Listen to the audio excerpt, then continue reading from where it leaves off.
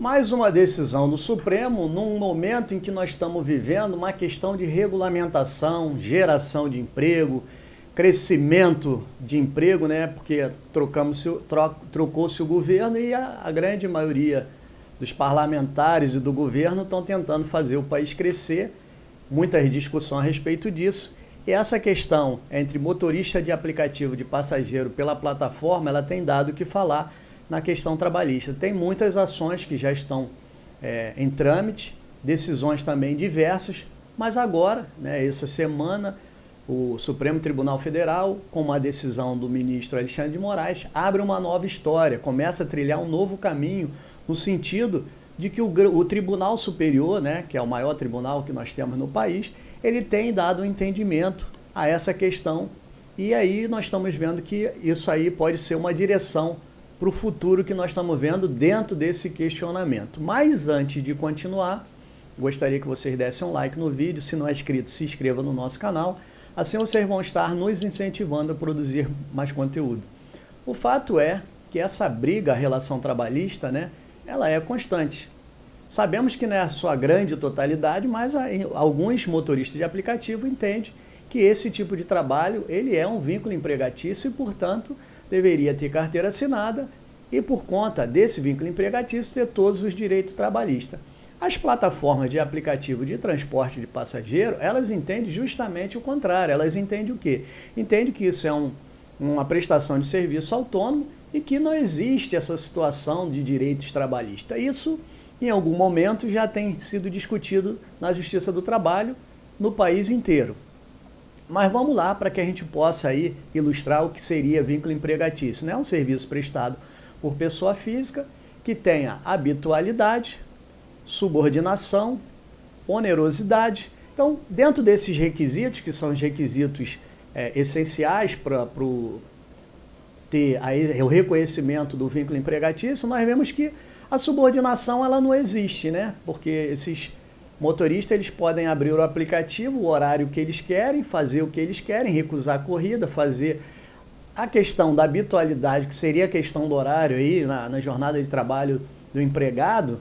Ali nós também sabemos que ele abre o aplicativo, se ele quiser trabalhar no dia, ele trabalha, se ele não quiser, ele não trabalha. Então, o horário também ele não é fixo, né? Então, apesar de poder trabalhar todos os dias, ele pode escolher se trabalha todo dia, parte do dia, se não trabalha. Então, isso tem sido matéria de discussão, mas quem trabalha com direito do trabalho, né, quem milita com isso, sabe que é complicado essa situação. A questão do transporte de aplicativo de passageiro, ela não está regulamentada, conforme eu falei, e existe, né, uma movimentação no Congresso no sentido de regulamentar isso. Uma vez que a gente já pontuou essa questão do vínculo empregatício, das características, portanto, dando uma condição de você diferenciar o que seria uma coisa e outra, vamos ao caso concreto que foi essa ação que foi proposta pelo motorista de aplicativo do transporte, né, de uma plataforma de transporte chamada Cabify, entre ela, na primeira instância, a decisão foi no sentido de não existir o vínculo empregatício. Então, o motorista de aplicativo, ele ingressou com uma ação face a Cabify e no final, né, da primeira instância, a sentença foi favorável à plataforma, no sentido de não reconhecimento daquela relação como vínculo empregatício.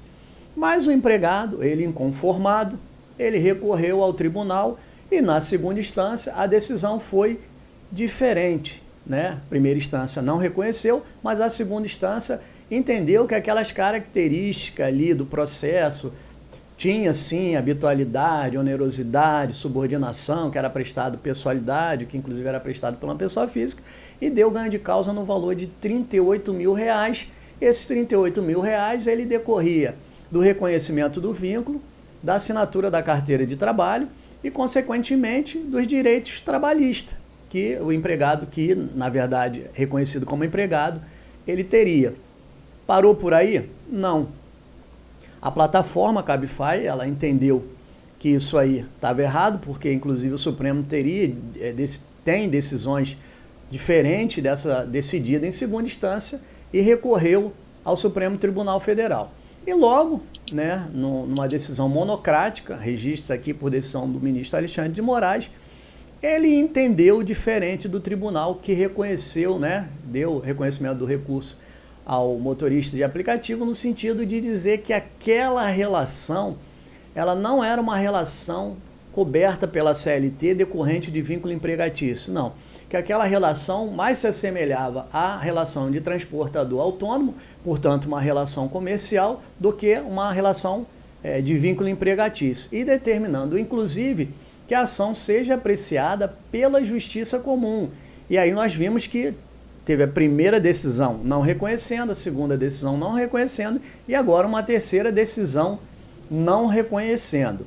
Mas cabe destacar aqui que esse processo ele ainda tem recurso, consequentemente isso pode ir para plenário, os outros ministros podem ter uma decisão colegiada e isso ainda pode mudar. Mas o que se observa é que está delineando, né, um caminho de interpretação, uma vez que o Supremo Tribunal Federal é o Tribunal Superior.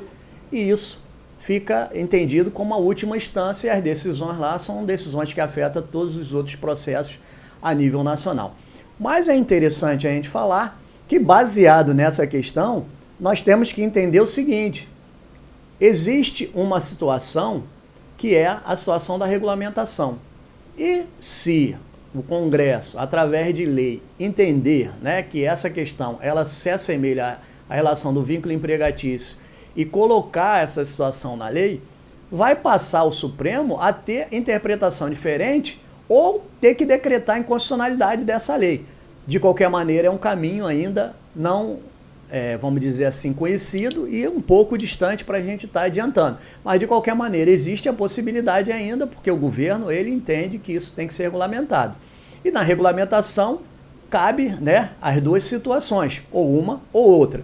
Mas, sobre o aspecto econômico, para finalizar, no momento de crise e dificuldade, em que todo mundo, não só o Brasil, mas todo mundo passa por uma dificuldade decorrente, né, dos efeitos da pandemia e de outras situações também. Estamos vendo o banco fechar não só no Brasil, mas também fechar